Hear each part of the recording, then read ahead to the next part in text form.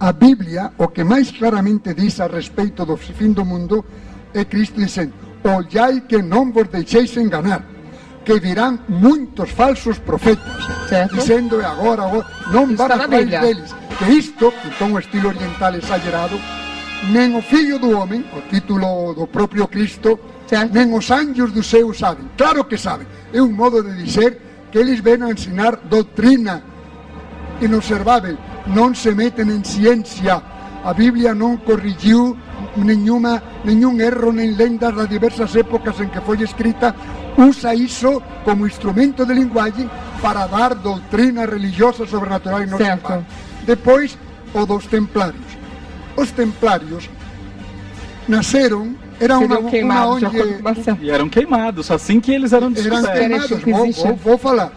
Mas que época eles eram? Nasceram em 1119 em Jerusalém, ao lado do Templo de Salomão, daí o nome Templários. Está na Bíblia. O que eles queriam, esses monges, era salvar a Terra Santa dos muçulmanos, que são muito, por temperamento, são muito, e que não é muçulmano, vamos matá-lo. Então, e muitos peregrinos. E depois foram expulsos de Palestina e encheram Europa, principalmente a Península Ibérica, Espanha, Portugal, e estes monges, 8 séculos defendendo-se dos muçulmanos de novo, que queriam matar a todos os que não fossem maometanos, e eles se defendiam.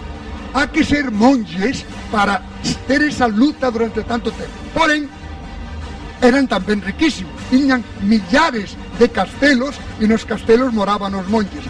E tinham muito prestígio, e então em França, depois de outro, começaram a caluniá-los para ficar com os seus dinheiros, e aí atormentaram.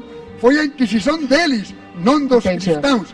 E alguns destes monges, atormentados e tal, diziam que sí, que tinham roubado, que tinham feito usura para se defender.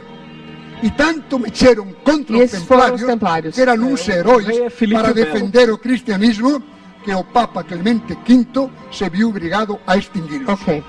Agora vamos falar um pouquinho da Bíblia. Daqui a pouquinho a gente traz a palavra de novo para Marcelo, que não consegui terminar de falar. Roda aí. Investigação especial. O imenso rol das conspirações. A acusação mais grave recai sobre um certo livro. Todos os livros antigos, religiosos, começaram através de transmissão oral de conhecimento. Com o tempo, com o aparecimento da escrita, eles vieram a ser escritos. Mas existe um dito popular dizendo assim: quem conta um conto, aumenta um ponto. Então a tradição oral, ela vem sendo distorcida, que cada um, quando conta a história, conta do seu jeito, conta da sua interpretação. Então cada livro sagrado que nós vemos aí, que teve essa origem, que existem livros que não têm essa origem, livros que tiveram essa origem bem antiga, bastante antiga, eles são bastante modificados, eles não são os originais. Então cada vez que nós lemos um livro, qualquer livro religioso, nós temos que pensar 2 vezes em saber, em distinguir entre o que foi fato real e o que é uma metáfora. A tradição milenar não escapou da astúcia dos conspiradores. O livro sagrado dos cristãos está sob suspeita. O Torá foi escrito em hebraico antigo. Começou com Moisés, e já o Torá são os livros são os 5 livros chamados de Pentateuco, também chamados de Pentateuco. São os 5 primeiros livros do Novo Testamento, inclusive adotados pela religião judaica como os livros religiosos dos judeus. Para as religiões cristãs, o Torá faz parte de uma série de livros considerado o Primeiro Testamento. Então todo esse Primeiro Testamento foi escrito em hebraico, com algumas exceções.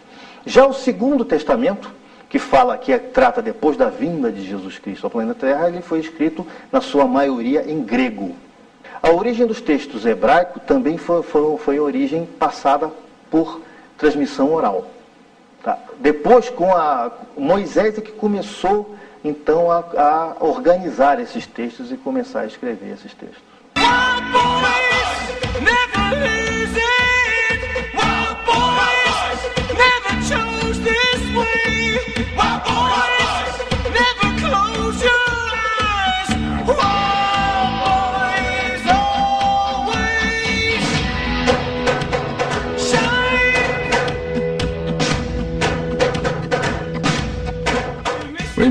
torno do Filho de Deus faz parte da fé cristã. Os mistérios sobre a vida de Jesus aumentam as hipóteses e principalmente as especulações. Existem alguns evangelhos que saíram da Bíblia, que foram retirados pela igreja, porque eles não atendiam bem ao que a igreja queria transmitir para os seus fiéis. Esses evangelhos são chamados de evangelhos apócrifos. Um grande exemplo do evangelho apócrifo é o livro de Enoque e diversos outros que estão hoje largamente difundidos aí na imprensa, em livros e na própria internet. Existem várias histórias, existem várias teorias, inclusive alguns livros foram retirados da Bíblia. Inclusive existe um livro que é o chamado de livro de Madalena. Esse livro hoje é uma hipótese que está bastante em moda, que é o que diz que Cristo casou com Maria Madalena e que tiveram uns filhos, e essa linhagem seria a linhagem do Santo Grau.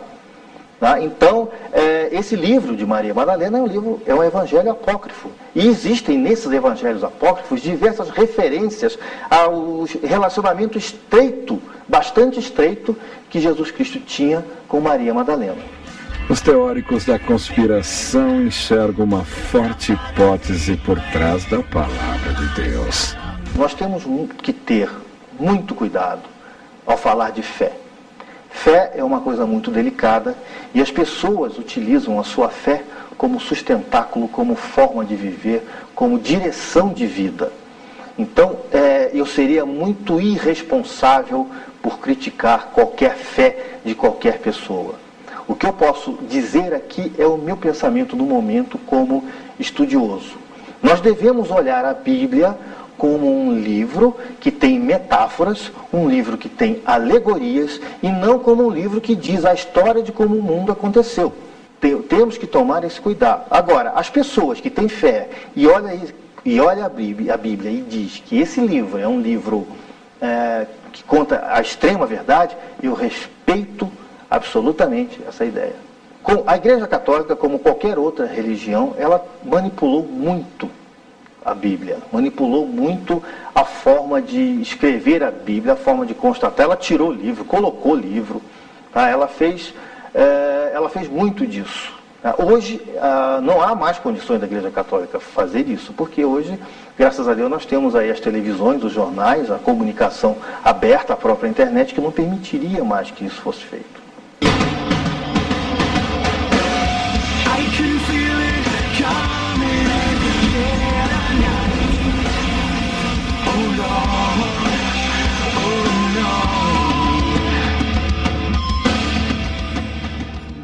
Ailton, então você diz que, primeiro, que acreditar que a Bíblia é 100% correta seria um lapso, né? Quer dizer, você diz? Segundo, a Bíblia foi escrita por seres humanos, né? Falíveis. E essa é a marca da Bíblia, é isso que é interessante. Porque quer dizer, ali não então tem... não é verdade? Não, é uma verdade. Como você sabe? Pessoas instruídas pelo Espírito Santo, que a gente crê, pessoas que tiveram uma convivência pessoal. Alegações. Bom, para você, para nós é uma verdade. Mas não é verdade que o imperador Constantino escolheu... Não, isso não é verdade. O segundo século depois de Cristo já tinha o cânon, que são os livros sagrados. Mas dizem que o imperador Constantino escolheu algum roteiro para a Bíblia. O imperador Constantino, ele era um governante muito esperto. Muito esperto. Ele notou que ou ele aceitava ou ele dançava. Ele era um pagão, ele queria o poder, né? Ele queria ficar dominar Roma. E como naquela época... Isto é muito importante, Luciano. Deixa só ele terminar, peraí. E como os cristãos, eles eram em número